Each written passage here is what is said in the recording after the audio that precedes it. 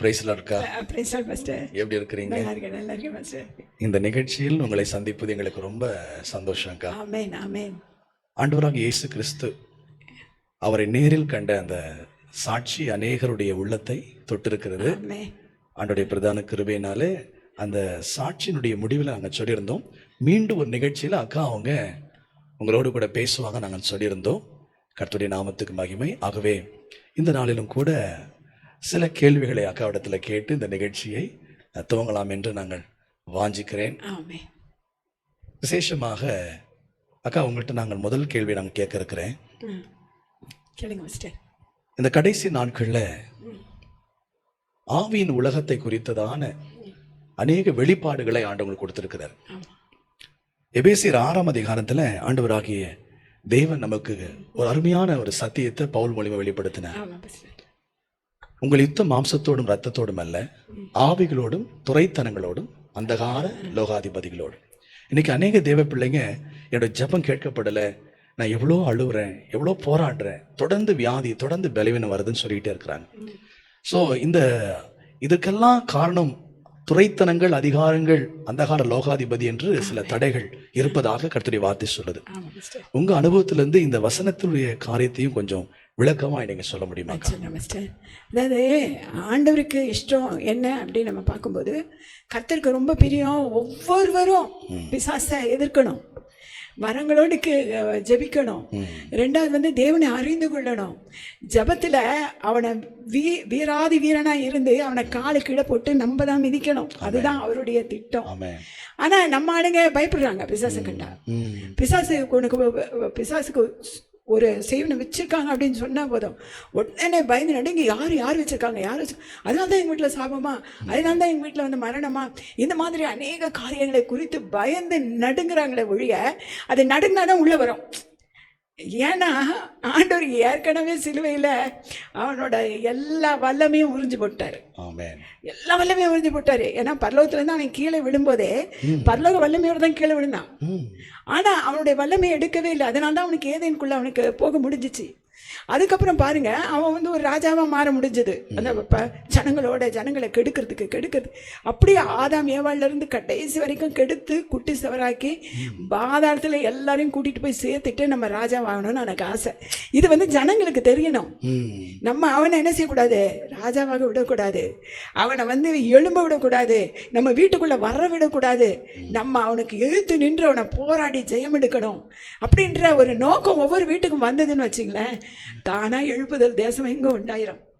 ஏன்னா அது மிகவும் முக்கியம். ஆண்டவர் சொல்றாரு, அவர் பிரியப்படி நம்ம செய்யணும்னா நம்ம கடைசி வெளிப்படுத்தின சுவிசேஷம் 21ஆம் அதிகாரம் 3வது வசனத்தை நீங்க பாத்தீங்கன்னா, எல்லாரும் ஒரு சபையா இருக்கணும்னு சொல்லுது. அப்படி சபையா இருந்தாதான் நம்ம என்ன செய்ய முடியும், பரலோகத்துக்கு போக முடியும். பாருங்களேன் என்ன போட்டிருக்கு, மேலும் பரலோகத்தில் உண்டான பெரும் சத்தத்தை கேட்டேன், இதோ மனுஷரிடத்தில் தேவனுடைய வாசஸ்தலம் இருக்கிறது, அவர்கள் இடத்திலே அவர் வாசமாய் இருப்பார், அவர்களும் அவருடைய ஜனங்களாய் இருப்பார்கள், தேவன் தாமே அவர்களோடு இருந்து அவர்கள் தேவனாய் இருப்பார்.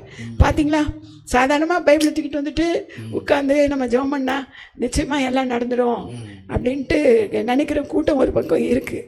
ஆனால் நம்ம ஆண்டவருடைய ஆலயம்ன்ற ஞாபகம் யாருக்குமே இல்லை. ஆலயம் அப்படின்னு சொன்னால் அதுக்குள்ளதான் ஆண்டவருடைய நித்திய ஜீவன் இருக்கு, நமக்குள்ள ஒரு பலிபீடம் இருக்கு. அந்த பலிபீடத்தில் எப்போதும் அக்கினி எரிஞ்சுக்கிட்டே இருக்கணும். அந்த அக்கினி எரிஞ்சுக்கிட்டே இருந்தாதான் நம்மளால ஜெபிக்க முடியும், நம்மளால பாட முடியும், துதிக்க முடியும், எல்லாம் செய்ய முடியும். இல்லை என்ன என் உள்ளத்தில் ஒண்ணுமே இல்லாத மாதிரி இருக்க, அப்ப விட்டுடு, நீ பாட ஆரம்பி, துதிக்க ஆரம்பிங்க, தொடர்ந்து துதிச்சுக்கிட்டே இருங்க. அந்த சபை உயிர் பெற ஆரம்பிக்கும். அவங்க உயிர் பெற ஆரம்பிக்கும் போது கர்த்தர் நமக்குள்ள வந்துடுவாரு. கர்த்தர் நமக்குள்ள வர வர நித்திய ஜீவன் நமக்குள்ள தங்கும். அக்கா ஒரு நிமிஷம் சொல்லுங்க. இப்ப தேவனுடைய ஆவியானவர் நமக்குள்ள வந்த பிறகு இப்ப நம்ம எல்லாம் மாம்ச சரீரமா இருக்கிறோம். நமக்கு ரத்தம் இருக்கு, எலும்புகள் இருக்கு, சரீரம் இருக்கு. ஆனா பிசாசுக்கு ரத்தம் இல்லை, மாம்சம் இல்லை, சரீரம் இல்லை. அவன் ஆவியின் உலகம் என்று சொல்லி பைபிள் சொல்லுது. இப்ப தேவ ஆவியானவர் நமக்குள்ள வரும் பொழுது, இப்ப தேவனுடைய பிள்ளைகள் நிறைய பேர் கேட்கறாங்க, நான் தூங்கும் போது பிசாசு என் சொப்பனத்துக்குள்ள வந்துட்டான். சில நேரத்தில் என்னுடைய சிந்தைய, இன்னைக்கு அநேக தேவ பிள்ளைகளுடைய வாழ்க்கை நான் பார்க்கிறேன், சிந்தை பிரச்சனை நிறைய இருக்கு. நல்லா ஜெபிக்கிறாங்க, நல்லா ஆராதிக்கிறாங்க. நல்ல ஆண்டவரை தேடுறாங்க, ஆனா சிந்தையில போராட்டம். இவையெல்லாம் பாத்தீங்கன்னா அந்த ஆவியினுடைய வல்லமை தானா? ஆமா, அது இல்ல பாஸ்டர். இப்போ நிறைய பேர்கிட்ட நான் அதை கேட்டிருக்கேன். நல்லா ஜெபிப்பாங்க, நல்லா போராடி ஜெபிச்சு அன்னைக்கு ஆவியில அபிஷேகத்தையும் வாங்கியிருப்பாங்க. ரெண்டாவது கர்த்தருக்குள்ள நல்லா இணைஞ்சு இருப்பாங்க. நைட்டு தூங்குறாங்க பார்த்தீங்களா, அப்போ வந்து உள்ள இருக்க ஆவி கண்ணு திறந்துடும். நம்ம ஆண்டவர்கிட்ட போக போக அவரை நெருங்க நெருங்க நெருங்க நெருங்க ஆண்டவர் வந்து ஆவி உலகத்துக்காக பார்க்கறதுக்காக உள்ள ஒரு கண்ணு இருக்கு. அந்த கண்ணை அவர் திறந்துருவாரு. திறந்த உடனே என்ன நடக்குது அப்படின்னு சொன்னா, பிசாசுடைய உலகம் தான் முதல்ல காமிப்பாரு. ஏன்னா அவங்கள சுத்தி இருக்கிறது பிசாசு. ஒரு விஷயம், அந்த கண் திறக்கப்படுகிறதுன்னு சொன்னீங்கல்ல, அந்த கண் வந்து ஆண்டவர் எப்படி திறக்கிறாருக்கா, அதை கொஞ்சம் நம்ம பாக்குற நேர்களுக்கு சொன்னீங்கன்னா ரொம்ப நல்லா இருக்கும். அந்த கண் திறக்கப்படணும்னா நம்ம நல்லவங்களா இருக்கணும் பாஸ்டர், உத்தமமா இருக்கணும், பொய் சொல்லக்கூடாது. 10 கட்டளைகளை எழுதி வீட்டுல வந்து ஒட்டி வச்சிடணும். அந்த 10 கட்டளையும் என்னன்னு சொல்லிட்டு அதெல்லாம் நம்ம கை கொள்றோமா அப்படின்னு பார்க்கணும். ரெண்டாவது ஆண்டவர் சொல்றாரு அன்பு தான் கட்டளைன்னு புதிய ஏற்பாடுல. அப்போ அந்த அன்பு தான் நமக்கு கட்டளைன்னா, என்ன யாரு அடிச்சாலும் சரி, நம்மளை எதிர்த்தாலும் சரி, இந்த அன்பு அமைதியா இருக்க சொல்லணும். அந்த அமைதியா இருந்தா இந்த 10 கட்டளைகளும் நிச்சயமா கை கொள்ளலாம் பாஸ்டர். யார் மேலேயும் பொறாமை வராது, யார் மேலேயும் கஷ்டம் வராது, யார் மேலேயும் துரோகம் வராது. இப்படி வராது இருக்கும்போது என்ன நடக்குது அப்படின்னா, கர்த்தர் உள்ளான கண்களை நம்ம திறந்து விடுறாரு. திறந்துட்டு ஆவி உலக பார்க்கறதுக்கு நம்ம கண்ணை திறந்து விட்டா, சில பேர் சொல்றாங்க பாஸ்டர், ஐயோ நான் எவ்வளோ ஜபிச்சேன், நான் அப்படி 3 நாள் ஃபாஸ்டிங் போட்டு ஜபிச்சேன், ஆண்டவர் காலையில எந்திரிக்கிறேன் எனக்கு பிசாசை காமிக்கிறாரு. அதான் நான் சொன்னேன், ஆவி உலகம் கண்ணு திறந்துருச்சு. உன்னை சுத்தி உன்னை கெடுக்கிறது அந்த சாத்தான் தான், அந்த அந்த பிசாசு தான். அதனால நீ முதல்ல அதை அடின்னு சொல்றாரு. உனக்கு முதல் ஸ்டெப்பே அவனை ஒழிக்கிறது தான். அவன் உலகத்துல இருந்து ஒழிஞ்சு போயிட்டா அப்ப தேவனுடைய ராஜ்யமா மாறிடும். பாத்தீங்கன்னா நீங்க சொல்ற பிரகாரம் பார்க்கும் பொழுது அந்த உள்ளான மனுஷன், அந்த உள்ளான மனுஷனுடைய கண்கள் திறக்கப்பட்டுட்டா, அப்ப அந்த ஆவியினுடைய துரைத்தனங்கள், அதிகாரங்கள் இவை எல்லாவற்றையும் மேற்கொள்கிற அந்த ஒரு விசேஷித்த வெளிச்சத்தை தேவன் நமக்குள்ள வைக்கிறாரு. ஆமா, கரெக்ட். அந்த வெளிச்சத்தையும் வைக்கிறாரு. அவர் உள்ள வந்துட்டாருன்னா அவரே செய்வார் பாஸ்டர். நிறைய பேருக்கு அது தெரிய மாட்டேங்குது பாஸ்டர். நமக்கு அந்த அந்த தவறு அவங்க செய்யும் போது நமக்குள்ள ஆண்டவர் இருக்கிறாருன்னு நினைச்சுக்கிறாங்க. இந்த சிம்சோன் மாதிரி அவன் வந்து பாவம் செஞ்சுட்டான். செஞ்சதுனால அவனுக்குள்ள இருக்கிற பரிசுத்த ஆவியானவர் போயிட்டாரு. ஆனா அவனுக்கு தெரியல. ஏன்னா அந்த சபையில சொல்லியிருப்பாங்க, அம்மா நீ வந்து நல்லா இருப்பேன்னு ஆண்டவர் சொல்றாரு, நீ பல ஆண்டவர் வாழ்வன் ஆண்டவர் சொல்லியிருக்காரு அப்படின்னு சொல்லும்போது அப்படி சொல்றாங்க பாருங்க. அப்போ அதை சொல்றத அதை வச்சுக்கிட்டே பாவம் செய்வாங்க. ஆமா, நம்ம செய்யறது பாவம்ன்றதே தெரியாது அவங்களுக்கு. நான் ஆண்டவர் எனக்குள்ள இருக்காரு, அதான் எனக்கு என்னோட பேசுறாரு, இதுதான் அவங்களுக்கு வருமே ஒழிய மற்றபடி நன்மை அவங்களுக்கு வராது. அப்படி இருந்தா எப்படி பாஸ்டர் ஜெபிக்க முடியும்? அந்த சிம்சோனுக்குள்ள அந்த ஆவிக்குரிய கண்கள் கெட்டு போனதுனால பாருங்க தேவனுடைய அபிஷேகத்தை இழந்துட்டான். சில தேவ பிள்ளைகள் பாத்தீங்கன்னா வெளியில நல்லா துதிக்கிறாங்க, ஆராதிக்கிறாங்க, ஆனா சில நேரத்துல அவங்களுக்குள்ள அந்த இச்சையின் ஆவி ஒன்று கரெக்டா சொல்றீங்க. அது என்ன தெரியுமா பாஸ்டர், மனுஷனுக்குள்ள 3 ஆவி இருக்கு பாஸ்டர். ஒண்ணு வந்து பரிசுத்த ஆவி, ரெண்டாவது வந்து பிசாசின் ஆவி, மூணாவது ஆவி வந்து மனுஷிக ஆவி. இப்ப பரிசுத்த ஆவியானவர் வந்தார்னா நமக்கு நல்லது நடந்துடும் நமக்குள்ள. ரெண்டாவது அந்த பிசாசினுடைய ஆவி வந்தா வந்து விரட்டி விட்டுறலாம், ஆண்டவருடைய நாமத்தை சொல்லி ஆண்டவர் ரத்தத்தை போட்டு விரட்டி விட்டுடலாம். ஆனா மூணாவது இந்த மனுஷிகாவே இருக்கு பாருங்க, அதுதான் நீங்க கேட்ட கேள்வி. அது போகவே போகாது பாஸ்டர், அப்படியே ஒட்டிக்கும். இப்ப குடிக்காரன் ஏன் குடிக்கிறான் கடைசி வரைக்கும்? நீ செத்து போயிடுவடா, ஆண்டவருக்குள்ள வா, நீ பரலோகம் போக முடியாது, நீ இப்ப இந்த பாவம் எல்லாம் செய்யாத, குடும்பத்துல மனைவியை போட்டு அடிக்காத, பிள்ளைகளை வந்து பத்திரமா பாத்துக்கோ, அவங்களை ஞானத்தோட வளர்த்துரு, சபைக்கு போ, வசனங்கள் எல்லாம் கை கொள்ளுன்னு எவ்வளவு சொல்றாங்க. காதுல அவனுக்கு விழாம இல்ல. பிசாசு அந்த குடியை வச்சு காதை அடைச்சு வச்சிருவான். அவன் காதை நம்ம என்ன சொன்னாலும் அது உள்ள போய் கிரியை செய்யாது. அதுதான் மனுஷிக்காக அவன் விடவே மாட்டான். ரொம்ப சந்தோஷம் நீங்க சொல்றது ரைட்டு. பட் ஆனா ஆவிக்குரிய பிள்ளைகள் இதுல ரொம்ப போராடுறாங்களே. நல்ல ஆண்டவர் தேடுற பிள்ளைகள் இந்த ஆவி எப்படி, இந்த மாம்சீகத்தை எப்படி அவங்க அழிக்க முடியும், எப்படி ஜெயிக்க முடியும்? அதுல உங்களுடைய அனுபவத்தை நீங்க கொஞ்சம் சொல்லுங்க. Praise lord. இது என்னன்னா பாஸ்டர், நான் கூட வீட்டுல நல்லா பைபிள் படிப்பேன் பாஸ்டர். சரிங்க. நல்லா ஜெபம் பண்ணுவேன். அப்படி ஆவியில அப்படி நிறைஞ்சு மேல போயிட்டே இருப்பேன். குறுக்க பிசாசு வந்துடுவான். குறுக்க பிசாசு அந்த எபேசியர் 6ஆம் அதிகாரத்தில் சொல்லப்பட்ட ஆமா வந்துருவான். ஆண்டவர் பர்மிஷன் கொடுத்திருக்காரு அதுக்கு. நம்ம அதை வெல்லணும். நம்ம வந்து ஒரு சொட்டையா பரலோகராஜ்யத்துக்கு வர்றதுக்கு ஆண்டவருக்கு இடம் கிடையாது. யூதா கோத்திரத்தின் சிங்கத்தின் பிள்ளையாய், அவரை மாதிரி வீரமுள்ள பிள்ளைகளாய், அதை அடிச்சு துவைக்கிற பிள்ளைகளா இருந்தா தான் பரலோகத்துக்கு போக முடியும். அவங்க தான் ஜெயம் கொண்டவர்கள் என்று சொல்லி வெளிப்படுத்தின விசேஷத்துல போட்டிருக்கு. எல்லாத்துலயும் ஜெயம் எடுக்கணும், இல்லாட்டி பரலோகம் போகவே முடியாது. அப்போ அந்த மனுஷிக ஆவில சில பேர் என்னன்னா ஏத்துக்கிறாங்கன்னா அவங்களே விடுறாங்க அந்த பாவத்தை. யாரும் பிடிங்க எடுக்க முடியாது. அவங்களே அப்போ இது நம்ம ஆண்டவர்கிட்ட போக முடியாதாமே அப்படியே. அப்படின்னா அதாவது மனசாட்சியின் பிரகாரம் அவங்களுக்குள்ள ஒரு சின்ன ஒரு மனசாட்சி இருக்கு. அதுதான் நம்ம கத்தரலன்னா முடியாது. நம்ம கஷ்டப்படுறோம், ரொம்ப கஷ்டப்படுறோம், பணத்துக்கு கஷ்டப்படுறோம், கடனாளியா இருக்கிறோம். இப்படியெல்லாம் இருக்கும்போது நம்ம என்ன பண்றோம்? அப்போ ஆண்டவர் கட்டாயமா வேணும். அதுதான் இந்த மனுஷிக ஆவி வந்து கொடுமையான ஆவி பாஸ்டர். அது வந்து ஒரு மனுஷனை பாவத்திலே வச்சு கொண்டுடும். அப்போ பிசாசியா இப்போ அவனை விட்டுனா கூட அந்த பிசாசு போகாத, அவன்கிட்ட பிசாசே இருக்காது, அவனே அவனுக்கு எடுத்துக்கிறான். சந்தோஷக்கா. அடுத்த ஒரு கேள்வி. இப்ப அநேக பரிசுத்தவான்கள் மரித்து தேவனுடைய ராஜ்யத்துக்குள்ளே பிரவேசித்திருக்கிறாங்க. வேதத்தின் ஆதாரமா நிறைய காரியங்கள் நம்ம பார்க்கிறோம். ஆமா. இன்னைக்கு நிறைய பிள்ளைகளுக்குள்ள ஒரு கேள்வி என்னன்னா, செத்து போன பிறகு மனுஷன் எங்க போறான்? பரலோகத்துக்கு போறதை பாக்குறீங்களா அல்லது நரகத்துக்கு போறதை பாக்குறீங்களா? யார் பார்த்தா அப்படின்னு ஒரு கேள்வி உலகத்துல, இந்த கேள்வி எல்லாருக்குள்ள இருக்கு. ஆனா தேவனுடைய வார்த்தையை பார்க்கும் பொழுது நம்ம ஆண்டவராக இயேசு கிறிஸ்து பரலோகத்தில் நமக்காக வந்து இந்த உலகத்துல வந்து பாவத்துக்காக மரித்து அடக்கம் பண்ணப்பட்டு 3ஆம் நாள் உயிர்த்தெழுந்து அவர் பரலோக ராஜ்யத்துல பிதாவின் வலது பரிசத்திலே அவர் பரிந்து பேசிக் கொண்டிருக்கிறார், நமக்கு தெரியும். இன்னொன்னு சொல்றாரு, நீ என்னுடனே கூட பரதேசியில் இருப்பாய். ஆண்டவருடைய அந்த சிலுவையில அந்த கல்லனுக்கு ஆண்டவர் சொன்னாரு. சரி, மரிச்சவங்க நல்லவங்க என்ன செய்யறாங்க? பரலோகத்துக்கு அந்த பரதேசில போய் இருக்கிறாங்க. பரதேசில எப்படி வந்து ஆதாமோடையும் ஏவாளோடையும் தேவன் வந்து பேசினாரோ அதே மாதிரி அவங்க கிட்ட வந்து அவங்க பேசுவாங்க. பரதேசினா ஆண்டவர் சொல்றாருல, என்னுடைய கூட, அந்த வார்த்தையை பாருங்க. அப்போ என்னுடனே கூடனா அவர் பரதேசில சந்திக்கிறாரு, எல்லாத்தையும் சந்திப்பாரு.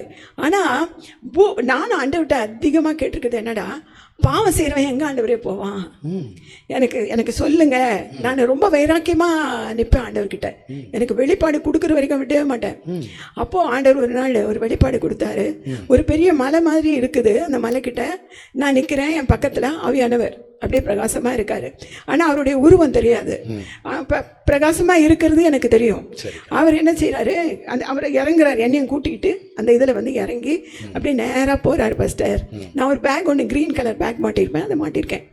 அவர் கூட நிற்கும்போது அங்கே பாருன்னு சொன்னார். பார்த்தா பெரிய கேட்டு பாஸ்டர். அந்த கேட்டில் இவ்வளோ பெரிய பூட்டு அதில் தொங்குது பாஸ்டர். அந்த அந்த இதில் வந்து தொங்குது அந்த கேட்டில். சைடில் வழி இருக்குது பாஸ்டர், சைடில் வழி இருக்குது. அந்த சைடு வழியாக ஜனங்க பிசாசு வழி நடத்துகிறான். அங்கே நிறைய பிசாசுங்க அங்கங்கே நிற்கிது. தலையில் வந்து ஒரு கெட்டு வச்சுருக்குறாங்கல்ல, அது மாதிரி ஒரு கெட்டு தலையில் பாவக்கட்டு. அதை அவங்க சுமந்துக்கிட்டு அந்த அந்த அந்த இதில் வந்து இறங்கி போகிறாங்க. ஏன்னா போய் சொல்ல பாஸ்டர், நான் கர்த்தருடைய ஆண்டவருடைய சித்தப்படி அவருக்கு முன்னால் தான் நான் பேசுகிறேன், அவர் தான் பேசுகிறாரு எனக்கு. சைடில் அவங்க எல்லாம் போகிறாங்க. போகும்போது அப்புறம் ஆண்டு அது என்கிட்ட வரும்போது ஆவியானவர் சொல்கிறாரு போன்னு. அது அப்புறம் போயிட்டு அது பாட்டுக்கு ஒரு 5-6 பிசாசு எல்லாரையும் எனக்கு லைனாக போயிட்டே இருக்காங்க. அப்புறம் ஆண்டவர் வந்து என்னைய கூட்டிகிட்டு வந்துட்டு இது பூட்டி இருக்குது பாதாளம், சாவி என் கையில் இருக்குனாரு சொல்லிட்டாரா. அடுத்தது நான் சொன்னேன், இன்னும் கூட எனக்கு ஒரு டவுட் இருக்குது. ஆண்டவரே, பாதாளத்தை காமிச்சிட்டீங்க, பரலோகத்தை காமிங்களே, பரலோக வாசலை காமிங்களே அப்படின்னு சொல்லி ஆண்டவர்கிட்ட கேட்டேன். அப்போது ஒரு நாள் காமிச்சார். அதாவது அது என்னைக்கு காமிச்சார் அப்படின்னு சொன்னால், நாங்கள் என்கிட்ட ஒரு 20-25 பாஸ்டர்ஸ் இருந்தாங்க. சரிங்க. அவங்க மூலமாக நான் அவங்கள கூட்டிகிட்டு வில்லேஜ் மினிஸ்ட்ரிக்கு போவேன், மீட்டிங்ஸ் நடத்துவேன், கிராமமாக போய் பிரசங்கம் பண்ணுவோம், அந்த மாதிரிலாம் பண்ணுவோம். அப்போது அந்த நாளில் ஒரு தோட்டம் மாதிரி இருந்துச்சு. அந்த தோட்டத்துக்குள்ளே நாங்கள் போனப்போ அவர் அழுகுறாரு. அந்த தோட்டத்தோட ஓனர் கண்ணீர் விட்டு கதறினார். இந்த நான் விற்க போகிறேம்மா, இது வந்து எப்படியும் ஒரு 15 ஏக்கர் இருக்கும், இங்கே வந்து பிசாசு ரொம்ப உலாவுது அப்படின்னு சொன்னார். நாங்கள் சொன்னோம், நான் என்கிட்ட ஒரு 15 அன்னைக்கு 20 பாஸ்டர்ஸ் கிட்டத்தட்ட இருந்தாங்க. எந்த இடத்துல நாங்கள் ஜெபிக்கணும்னு சொல்லுங்கன்னு. இல்லைங்க, நீங்கள் எங்கே வேணால் ஜெபிங்க, ஆனால் நடுவில் ஒரு பெரிய இடம் இருக்குது பாருங்கள், அங்கே மட்டும் போகாதீங்க சொன்னார். ஏன்னா அங்கே 6-7 பிசாசு 7 பேர் தூக்கு போட்டுக்கிட்டாங்க அந்த இடத்துல.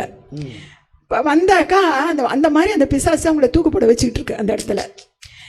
நான் சொன்னேன், வாங்க போகலான்னு. பாஸ்டர் சொன்னாங்க, யோசித்து செய்யுங்க சிஸ்டர், நம்ம அங்கே போய் ஜெபிக்க வேண்டாம். நான் சொன்னேன், நீ ஏன் பயப்படுற, நான் வரேன், வாங்கன்னு போய் ஆண்டவருடைய ரத்தத்தை போட்டு சரியாக 3 மணி நேரம் அந்த இதற்காக ஜெபிச்ச உடனே அவர் அந்த ஓனர் வந்தார்.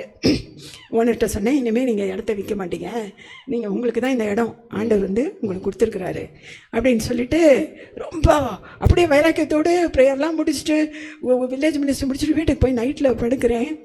அப்போது ஆண்டவர் வந்து ஒரு இடத்த காமிச்சார். ஃபஸ்ட்டு விசாலமாக இருக்குது அந்த இடத்துல.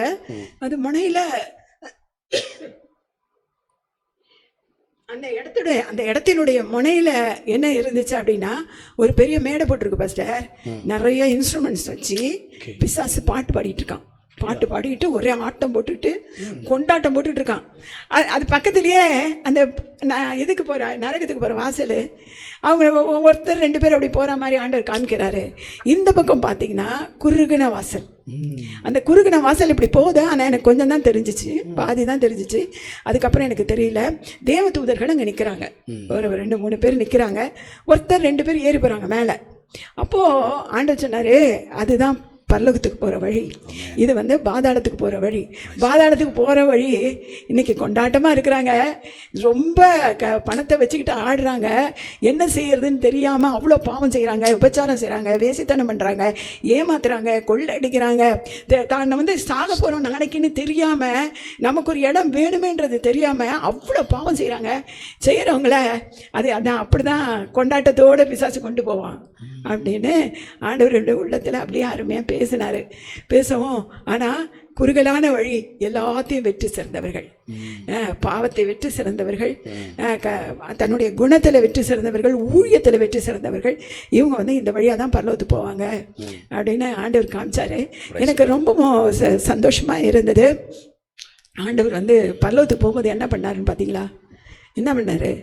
பிசாசை மிதிச்சார். ஆமாக்கா, பிசாசு அவ்வளோ பாடு, ரத்தத்தை சிந்தி அவருடைய ரத்தம் பாதாளத்துக்குள்ளே பாஞ்சு உள்ளே போய் அவன் உள்ள அக்கினி அவியாமலும் புழு சாகாமலும் இருக்கும். அங்கே உட்காந்துருக்கான், ஒரு ராஜா மாதிரி ஒருத்தன் உட்காந்துருக்கான்.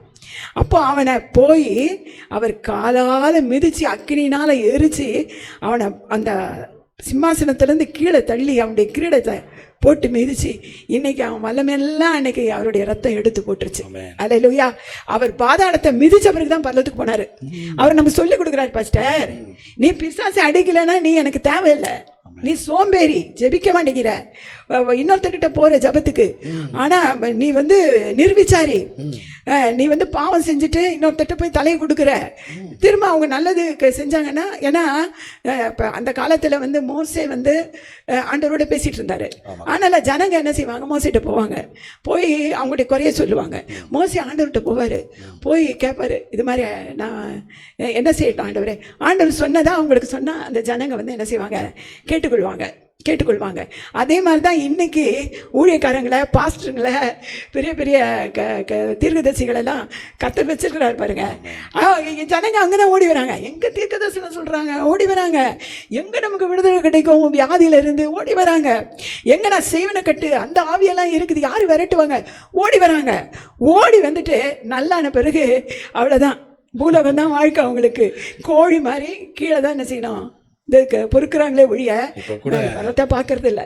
இப்போ கூட பாத்தீங்களா நம்முடைய சர்ச்சில் கட்டுகள் உடைக்கு உபவாச கூட்டம் நடத்துறீங்க. இதுல ஏராளமான பிசாசுகள், மந்திர வல்லமைகள், சூனிய வல்லமைகள்லாம் எரிந்து சாம்பலா போறதை நாங்க பாக்குறோம். அதுல அநேகர் சுகப்படுவாங்க. ஆனா பாத்தீங்கன்னா சாட்சி சொல்லுங்க அப்படின்னும் போது சிலருக்கு சொல்ல பயமா இருக்கும். பயமா இருக்கும். அவங்க சொல்லுவாங்க, நான் தனியா சொல்லிடுறேன், நான் ஆண்ட நாமத்தை இவ்வளவு பேர் மத்தியில சொல்றது எனக்கு பயமா இருக்கு, இப்படிலாம் சொல்லி அவங்க என்ன பண்றாங்கன்னா தேவ நாமத்தை மயம்படுத்தாமல் போயிடுறாங்க. ஆமா. ஆனா மோசே பாருங்க, தேவ நாமத்தை தைரியமா மயம்படுத்துறாரு. ஆமா. இப்ப நம்ம யாத்ராகத்துல வாசிப்பதை போல மோசே கையில ஆண்டவர் கோல் கொடுத்தார். ஆமா. அந்த கோலை கொண்டு போய் ஆண்டவர் சொன்னாரு, நீ பார்வோனுக்கு முன்பாக போடு, அது சர்ப்பமாய் மாறும் அப்படின்னு சொன்னாரு. அது நான் கொஞ்சம் விளக்கமா சொல்லட்டுமா? சொல்லுங்க. என்னன்னா, ஆண்டவர் வந்து அந்த காலத்துல வந்து பைபிள் கிடையாது. ஆமாக்கா. பைபிள் இல்ல. இப்போ ஒரு வார்த்தை மூலமா ஜனங்கள்கிட்ட பேச முடியாது. ஆமா. அவர் அதனால மோசையை தீர்க்கதரிசியா தெரிந்து கொண்டாரு, ஆரோனை தீர்க்கதரிசியா தெரிந்து கொண்டாரு. ஜனங்கள்லாம் அழுகுறாங்க. ஏன்னா நெருக்கம். அந்த இஸ்ரவேல் ஜனங்களை அந்த ராஜா பார்வோன்னு பயங்கரமா நெருக்கும் பொழுது அவங்களுக்கு விடுதலை கிடைக்கலையேன்னு ஆண்டவர் பார்த்து கதறாங்க. விக்கிரகத்தையும் வணங்கிக்கிறாங்க, பாவமும் செஞ்சுக்கிறாங்க, ஓரணை சேர்க்கையும் பண்ணிக்கிறாங்க. அப்படி பயங்கரமான கொடுமையான பாவங்கள்லாம் செஞ்சுக்கிட்டு ஆண்டவரேன்னு கத்துறாங்க. ஆனா ஆண்டவர் காதுல விழுந்துச்சு. ஏன்னா அந்த இஸ்ரவேல் ஜனங்களை மீட்டு கொண்டு போனாதான் ஆண்டவர் வர முடியும். எங்க ஏன்னா அந்த இஸ்ரவேலுடைய அந்த வம்சத்துல தான் அவர் பிறக்கணும், தாவீதின் சந்ததியில தான் பிறக்கணும். நீங்க தாவீதினுடைய வாழ்க்கையை நீங்க பார்த்தா கூட பாருங்க பாஸ்டர், அவ்வளவு பாடுபட்டிருப்பாரு அவரு. பிசாசு அவ்வளவு பாடுபடுத்தி அவனை எப்படியாவது கொல்லணும், அவனை கொண்டு போய் அவனுடைய ஆத்மாவை பிடிச்சிட்டு போய் பாதாளத்துல போடணும். அப்படியே ஒரு தரம் போட்டான்ல சங்கீத புஸ்தகம் 18ஆம் அதிகாரத்துல. ஆமா, கொண்டு போய் நித்திய ஜீவனை போட்டு ஒரே கதர், ஆண்டவரே எனக்கு துக்கமா இருக்கு, கவலையா இருக்கு. நித்திய ஜீவன் கெட்டு போச்சு அப்படின்னு சொன்னா நமக்கு துக்கம் வந்துடும், பாடு வந்துடும், கவலை வந்துடும், நிம்மதி இருக்காது, தற்கொலை பண்ணிக்கலாமான்ற எண்ணம் வரும். அதான் போய் தற்கொலை பண்ணிக்கிறாங்க.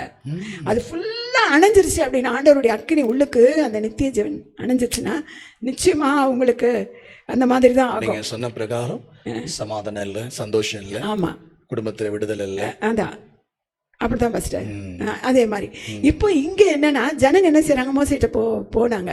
அப்போ ஆண்டவர் என்ன செஞ்சாரு, இவங்களை வெளியே வழி நடத்தி இஸ்ரவேல்ல கொண்டு போயிட்டா இவங்க நல்லவங்களா மாறிடுவாங்க, நல்ல நம்ம அவங்கள வழி நடத்துவோம்னு சொல்லிட்டு ஆண்டவர் என்ன செஞ்சாரு, மோசையை கூப்பிட்டாரு. மோசே, நீ ராஜா கிட்ட போயிட்டு கோல் எடுத்துட்டு போ, கோல் எடுத்துக்கிட்டு நீ அங்கே போ, நான் உன் வாயில வார்த்தையை போடுவேன் அப்படின்னு சொல்றாரு. அப்போ இவர் போக மாட்டேன்றாரு. ஏன்னா நான் பார்வன் என்னை அடிச்சிடுவாரு, கொன்றுவாரு, நான் போக மாட்டேன்னு, எனக்கு அதுவும் நான் திக்கு வாயனா இருக்கேன், என்னால் பேச முடியாது. அப்போ நீ ஆரோனை கூட்டிட்டு போ, சகோதரனாகி ஆரோனை கூட்டிட்டு போ, அவன் உனக்கு பதிலாக அவன் பேசுவான் அப்படின்னு ஆண்ட சொல்றாரு. சரின்ட்டு அந்த கோலை எடுத்துட்டு போறாரு. அந்த கோலுக்கு ஒரு மகிமையை ஆண்டவர் கொடுக்குறாரு. அது என்ன மகிமை அப்படின்னா, வார்த்தை. வார்த்தையாக கிறிஸ்து அந்த கோலாக அன்றைக்கு செயல்பட்டார். நிறைய இடத்துல வந்து கோல் சொல்லப்பட்டிருக்குது பாருங்க. மத்தேயு ஏசாயா 11ஆம் அதிகாரம் 4வது வசனத்துல, பூமியை தன் வாக்கின் கோலால் அடித்து தன் வாயின் சுவாசத்தால் துன்மார்க்கனை சங்கரிப்பார் அப்படின்னு போட்டிருக்கு. 2வது சக்கரியா 11:11 என்ன போட்டிருக்கு, மந்தையில் எனக்கு காத்திருந்த சிறுமைப்பட்டவர்கள் இது கர்த்தருடைய வார்த்தை என்று அறிந்து கொண்டார்கள். அதுக்கு முன்னால நீங்க படிச்சீங்க அப்படின்னு சொன்னா தேவனுடைய வார்த்தை அவரை குறித்து சொல்லப்பட்டிருக்கோம். அடுத்தது சங்கீதம் 23:4 அவருடைய கோலும் தடியும் தேற்றும். கோலும் என்னன்னா வசனம், அவருடைய வசனம் தேற்றும். அப்போ பைபிள் இல்லை, வெறும் நியாயப்பிரமாண புஸ்தகம் தான் இருந்துச்சு. அதனால ஆண்டவர் சொன்னாரு, என் கோலும் தடியும், கோலுக்கு அவ்வளவு மதிப்பு. அந்த கோலை கொண்டு போய் பார்வனுக்கு முன்பாக போட பாருங்க. அந்த பிசாசு என்ன நினைச்சான், நீ ஒரு கோல் போட்டீங்கன்னா நான் என்ன செய்யறேன், எத்தனை பேர் இருந்தாங்களோ அங்கே 100 பேர் 150 பேர் கூட இருந்திருக்கலாம். மந்திரக்காரங்க அந்த காலத்துலலாம் ராஜாக்களோட மந்திரக்காரங்க தான் இருப்பாங்க. அவங்களுக்கு வந்து மந்திரியை விட அவங்க தான் மந்திரக்காரங்க தான் நம்பிக்கை. இன்னைக்கு அப்படிதான் நினைச்ச உடனே மந்திரக்காரங்கிட்ட போயிடுறாங்க. நினைச்ச உடனே மந்திரக்காரங்கிட்ட போய் மந்திரம் வச்சு அந்த குடும்பத்தை கெடுத்துட்டா ஒரு பெரிய சந்தோஷம். அப்புறம் எப்படி அவங்க பரலோகம் போக முடியும் பாஸ்டர்? அப்போ இவங்க எடுத்துட்டு போறாங்க. அந்த மந்திரக்காரங்க நிறைய பேர் அங்கே நின்றுட்டு இருக்கிறாங்க.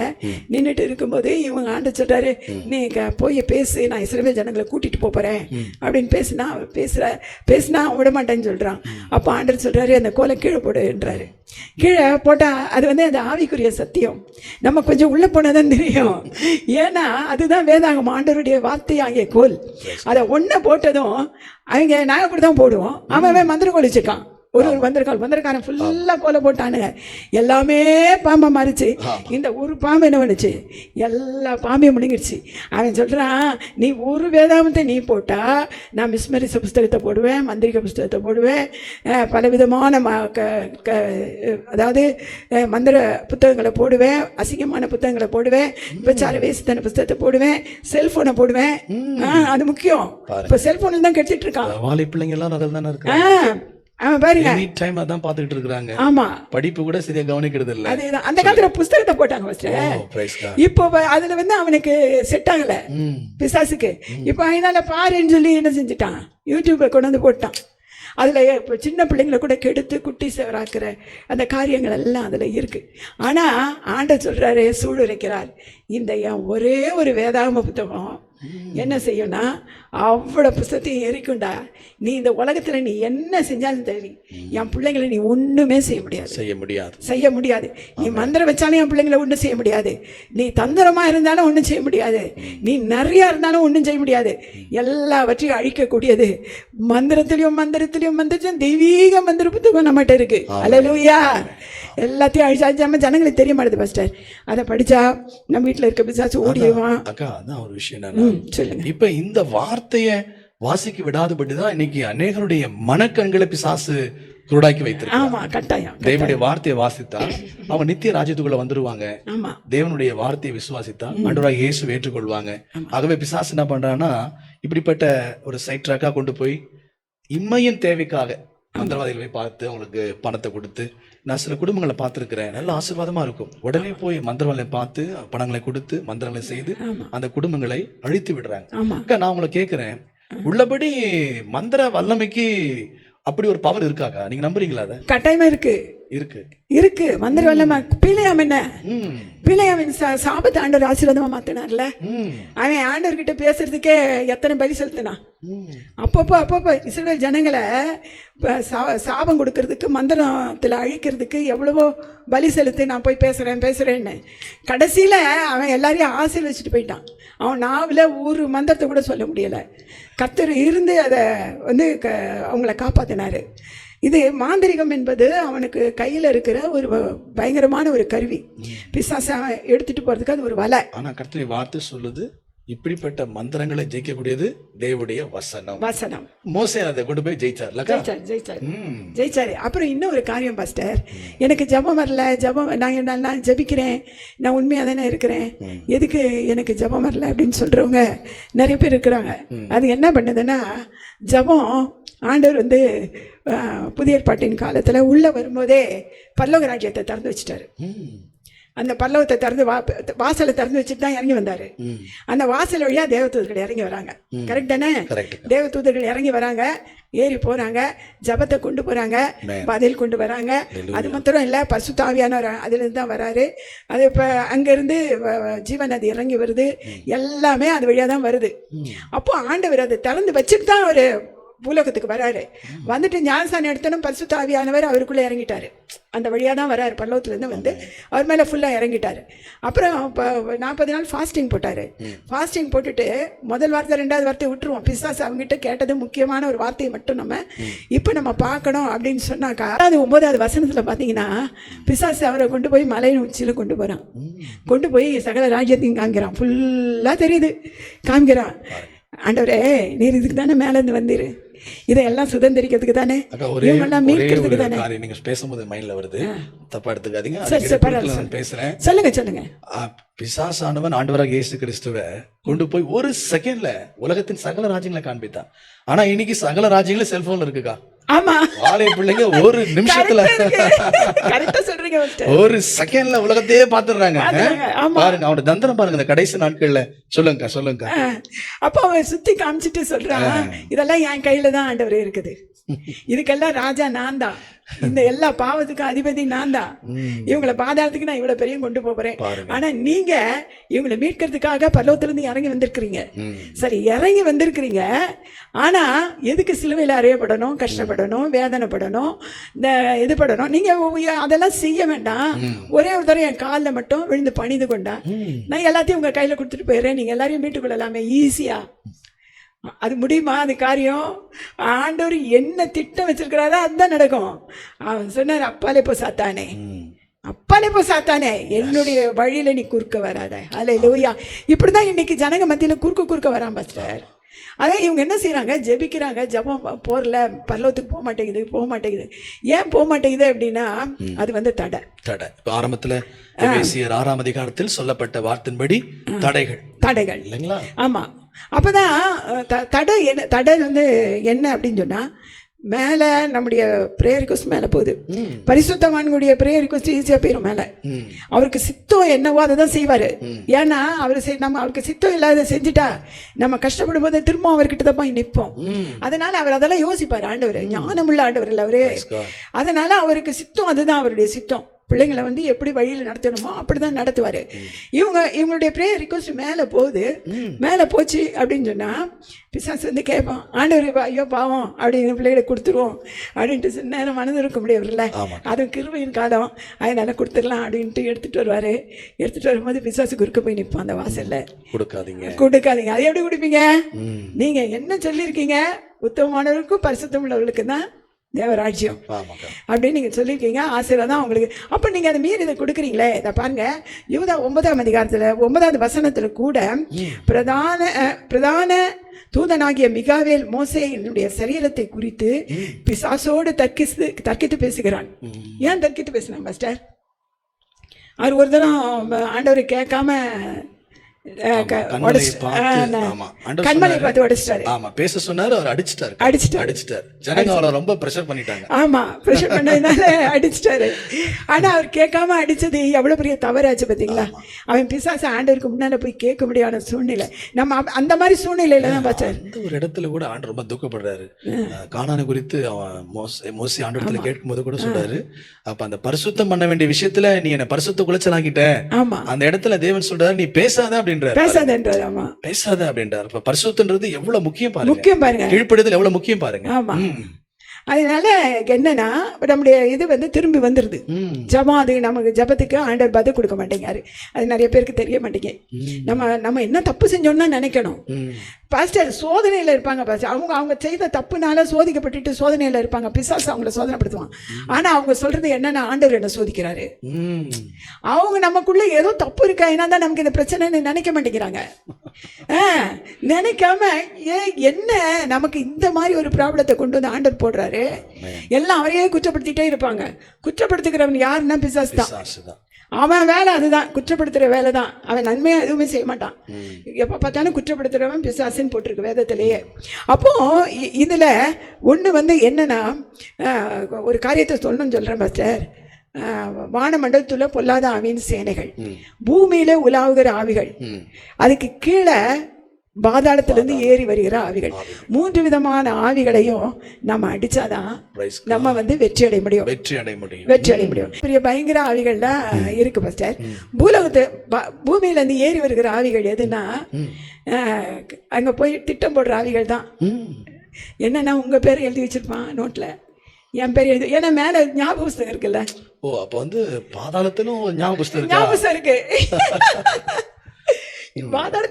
சொல்றீங்களா? இதெல்லாம் நாங்க கேட்டதே இல்ல. ஆமா பாஸ்டர், பாதாளத்தை ஞாபகம் இருக்கு. நான் என்ன செய்யறான்னு சொல்றேனே, மேலேயும் நமக்கு என்ன இருக்கு, ஞாபக புஸ்தகம் இருக்கு. நம்மளை செய்யற பாவங்கள், நல்லது, தீங்கு எல்லாம் பரவத்துக்கு போகுது.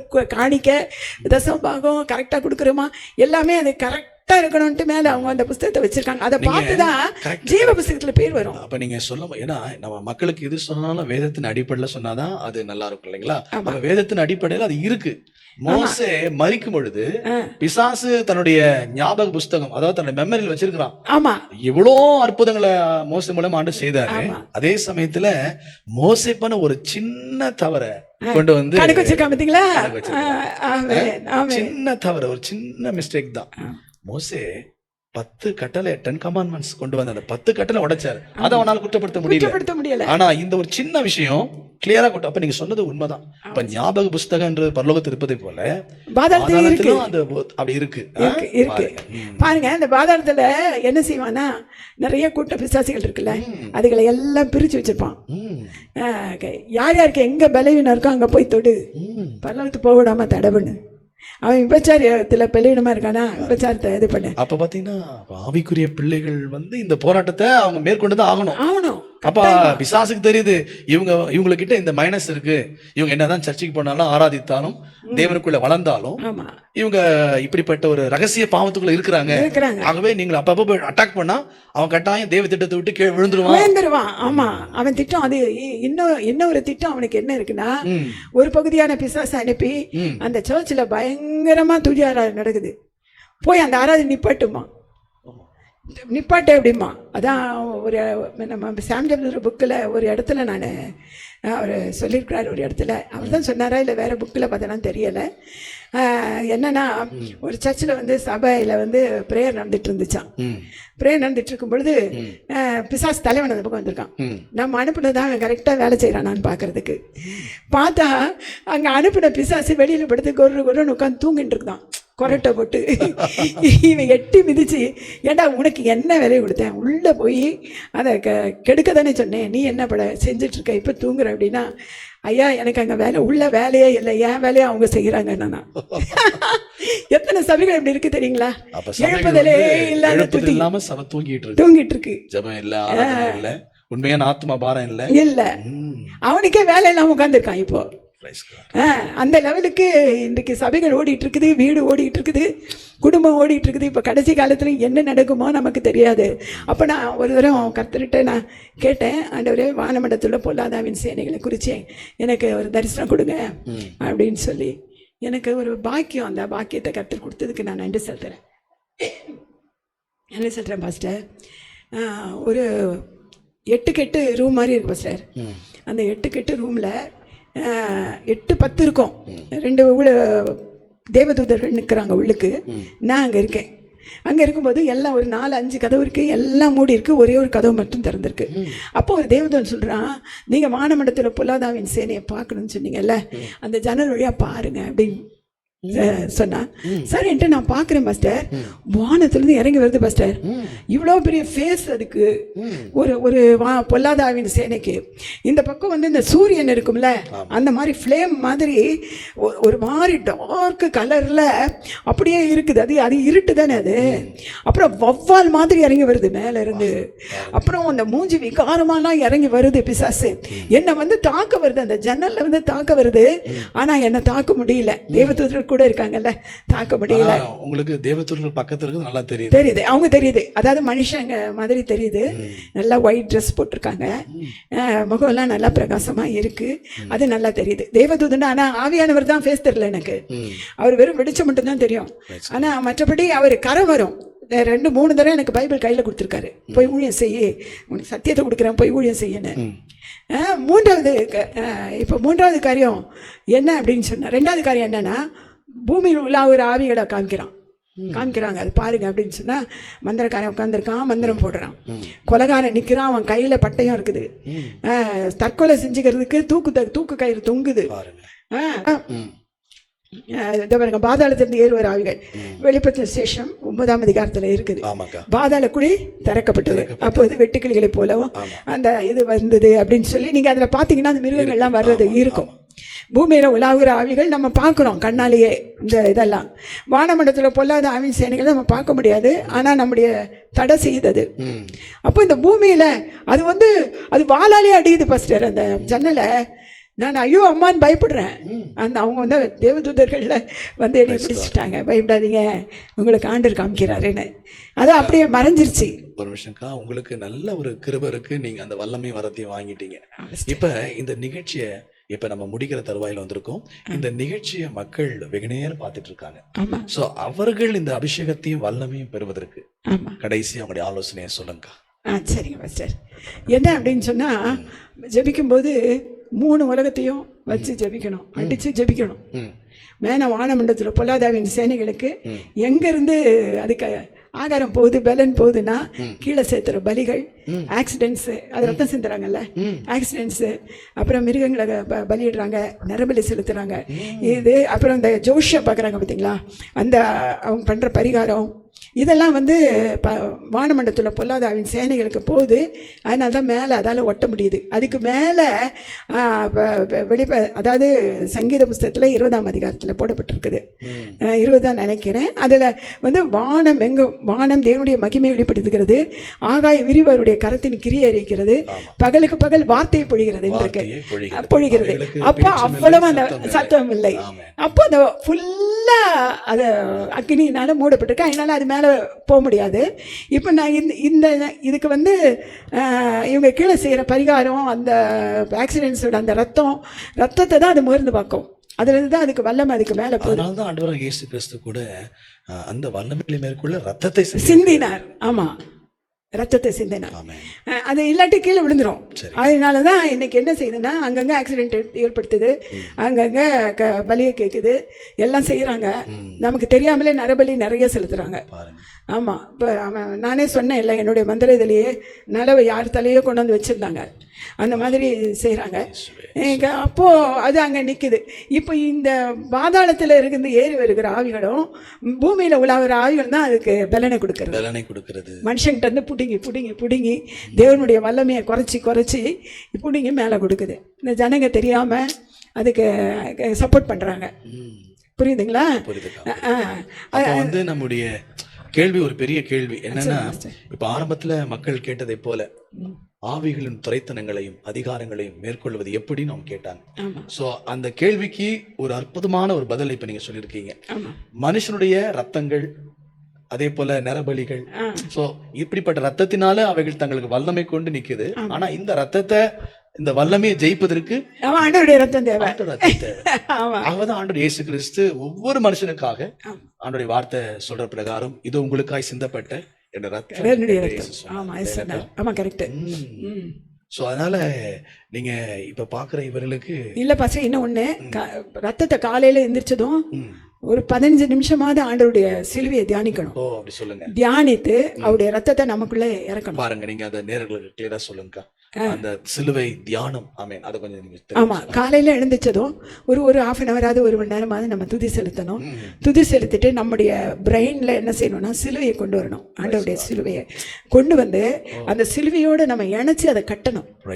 நம்மளை கட்டணும். பிதா குமாரன் பரிசுத்த ஆவி என்கிற திரியேக நூலினால என்ன அந்த சிலுவையோட இணைச்சு கட்டுற ஆண்டவரே, அதுல இருந்து இறங்கி வருகிற ஜீவநதி என் மேல இறங்கிட்டே இருக்கணும், என்கிட்ட இறங்கிட்டே இருக்கணும். என்னுடைய பாவமெல்லாம் கரைஞ்சு போகணும். உங்க வார்த்தையா எனக்கு, நீங்க வார்த்தை எனக்குள்ள போகணும், நான் கீழ்ப்படியணும், உங்களுடைய சத்தத்தை நான் கேட்கணும், உண்மை நாங்க பார்க்கணும் ஆண்டவரே, நீங்க எனக்குள்ள வரணும் ஆண்டவரே, நீங்க வந்து எனக்கு எங்க குடும்பத்தை பார்க்கணும், இது கிரியை செய்யணும் ஆண்டவரே, எங்க வீட்டுல நீங்க தலைவரா இருக்கணும், இந்த உலகத்தை மீட்கணும், அப்படியெல்லாம் சொல்லி உடம்புல ஃபுல்லா அவர் ஏத்துக்கணும். அடுத்தது, நான் உங்களுடைய ஆலயம் ஆண்டவரே, உங்களுடைய விழா எலும்பு, ஆண்டவருடைய விழா எலும்பு. ரொம்ப இததான் நான் கேட்டேன். அதான் இந்த செய்தியை மக்கள் கேட்கும் போது நாங்களும் என்ன செய்யணும் கேக்குறாங்க. விழா எலும்பு ஆண்டவருடைய ஆதாம்குள்ள இருந்தானே விழா எலும்பு எடுத்தாரு. அதான் மணவாளனுக்குள்ள இருந்து அங்க அந்த இத சிலுவையில் அவரை அரைஞ்சி அந்த ஈட்டியை வச்சு குத்தி அந்த நீரும் செந்நீரும் வெளியில வருது புறப்பட்டது. ஆலய தெரசையில எல்லாம் கிழிஞ்சிச்சுல. சபைக்குள்ள யார் வேணா போகலாம், யார் வேணா ஆராதனை பண்ணலாம், யார் வேணாலும் ஊழியர் செய்யலாம், எல்லாம் உங்களுக்கு வந்து காமன் ஆயிடுச்சு. இப்போ வந்து பிலீவர்ஸுக்குன்னு கிடையாது, சாதாரண மனுஷனுக்குன்னு கிடையாது, அவர் விசுவாசிக்கிற யாரா இருந்தாலும். ரெண்டாவது, ஊழியம் செய்யணும். கட்டாயமா ஊழியம் செஞ்சாதான் பரலோகம். பிசாசை மிதிக்க தெரியணும், அவனை அழிக்க தெரியணும், ஜெயம் எடுக்க தெரியணும். அவனை ஜெயம் எடுத்தாதான் பரலோகம், இல்லாட்டி கிடையாது. ஏன்னா அவர் பாதாளத்தை மூடி வச்சிருக்காரு. பிசாசு எல்லாம் இப்போ சுத்திக்கிட்டு தான் இருக்கான். இங்கே கீழே பரலோகத்தை இப்போ திறந்து வச்சிருக்காரு. நமக்கு என்ன தேவையோ நமக்கு அங்கே கிடைக்கும். ஆவி கிடைக்கும், அபிஷேகம் கிடைக்கும், அங்கிருந்து அக்னி கிடைக்கும், வார்த்தை கிடைக்கும், எல்லாமே கிடைக்கும் நம்ம கேட்டோம்னா. மத்தேயு 18:18 அதிகாரத்தில் ஆண்டு சொல்ற பிரகாரம் ரொம்ப தெளிவா சொல்றாரு, பூமியில எவைகளை கட்டுவீர்களோ அது பரலோகத்தில் கட்டுவீர்கள். ஆமா, பூமியில எவை கட்ட அழிப்பீர்களோ அது பரலோகத்திலும் கட்டவிழ்க்கப்படும். அப்ப பூமியில, அதாவது பிசாசுகளும் அந்தகார வல்லமைகளும் பாதாளத்தின் வல்லமைகளும் உலாவுகிற பூமியில தம்முடைய மகிமினால் ரத்தத்தினால் மீட்கப்பட்ட மனுஷனுக்கு தேவன் அதிகாரம் கொடுக்கிறாரு. ஆமென். அதிகாரம் கொடுக்கிறாரு. நீ பயப்படாத, நீ துரைத்தனங்களை அதிகாரங்களை கண்டு நீ பயப்படாத, நீ தைரியமா நின்று என்ன பண்ணலாம், அவனை அடிக்கலாம், நீ சொன்ன பிரகாரம் ஊழியம் செய்யலாம், அவனை மேற்கொள்ளலாம். என்னக்கா? ஆமா, கட்டாயம். அவ்வளவும் நமக்கு கொடுத்துருக்குறாரு. எல்லாத்தையும் அதை நம்ம எடுக்கிறதே இல்லை. நான்லாம் வீட்டில் நைட்டில் படுக்கும்போது கதவு மேலே, ஆண்டவரே உங்களுடைய ஆவியின் பட்டயத்தை நான் வைக்கிறேன், எந்த சத்துருவும் உள்ளே வரக்கூடாது. ஆமென். என்னென்ன பட்டயம் அப்படின்னா, ரத்தமாகிய பட்டயம், வார்த்தையாகிய பட்டயம், உங்களுடைய நாமமாகிய பட்டயம், ஆவியாகிய பட்டயம், 4 பட்டயத்தையும் நான் வைக்கிறேன். இந்த பட்டயத்துல அக்கினி பற்றி எரியட்டும். எந்த சாத்தானே என் வீட்டுக்குள்ள வரக்கூடாது, எந்த பாவமும் உள்ள வரக்கூடாது. எல்லாத்தையும் அப்படி சொல்லி ப்ரேயர் பண்ணிட்டு அதுக்கப்புறம் தான் நான் படுக்கைக்கே போவேன். 2வது, நான் ஒரு யூடியூப்ல இன்னொன்று எழுதியிருக்கேன். அது இரவு நேரத்தில் விசுவாச அறிக்கை படுப்பதற்கு முன்னதாக. இந்த இரவு நேரத்தில் தான் வந்து பிசாசு ரொம்ப போராடுவான், அசிங்கத்தை காமிப்பான், எல்லா மோசமான காரியத்தெல்லாம் காமிக்கிறதெல்லாம் அந்த டைமில் தான். அதனால அந்த விசுவாச அறிக்கையை நம்ம அப்போ விசுவாசத்தோடு சொல்லிட்டு படுத்தோன்னா கர்த்தன் பாதுகாப்பு கொடுப்பார். அதை நீங்கள் படிச்சிங்கனாலே உங்களுக்கு நிறையா சத்தியம் இருக்குது அதுக்குள்ள. சரிக்கா, அக்கா ரொம்ப சந்தோஷம். இந்த அருமையான இந்த நிகழ்ச்சிக்குள் வந்து தேவனுடைய அற்புதமான தேவ செய்தியை போலவும் உங்களுடைய அனுபவ சாட்சிகளை, அதாவது இன்றைக்கு ரட்சிக்கப்பட்ட விசுவாசிகளுக்கே சில ஆவிக்குரிய ரகசியம் தெரியல. சபைக்கு போறாங்க, கர்த்தரை தேடுறாங்க, ஆராதிக்கிறாங்க, அப்படியே போயிட்டு இருக்கிறாங்க. ஆனா தேவனுடைய ஆழங்கள், தேவனுடைய வல்லமை என்ன, பிசாசுடைய வல்லமை, தேவனுடைய வல்லமை எப்படி மேற்கொள்ள என்பதை குறித்து மிக தெளிவா, மிக அற்புதமா நீங்க விளக்கி சொன்னீங்கக்கா. ரொம்ப சந்தோஷம். கர்த்தர் உங்களை ஆசீர்வதிப்பார். எனக்கு அன்பானவர்களே, தேவனுடைய பிரதான கிருபையினாலே அக்கா அவர்கள் முந்தின சொன்ன அந்த சாட்சி மிக ஆசீர்வாதமாய் அநேகருக்கு இருந்தது. ஆண்டவராகிய இயேசு கிறிஸ்துவை அவர்கள் நேரிலே பார்த்த சாட்சி அநேகர் பார்த்து, அந்த நிகழ்ச்சி அநேகர் பார்த்து கேட்டு ஆசீர்வதிக்கப்பட்டீங்க. இப்போதும் கூட இந்த நிகழ்ச்சி நிமித்தம், இந்த நிகழ்ச்சி மூலமாக நீங்களும் அநேக காரியங்களை கற்றுக்கொண்டிருப்பீர்கள் என்று சொல்லி கர்த்தருக்குள் நாங்கள் விசுவாசிக்கிறோம். கர்த்தர் தாமே உங்களை ஆஸ்வதிப்பார். இன்னும் கூட வேறொரு தலைப்பில் நாங்கள் உங்களை சந்திக்கும் வரை விடைபெற்று செல்கிறோம். God bless you. Amen. Amen. Praise Lord. Praise Lord.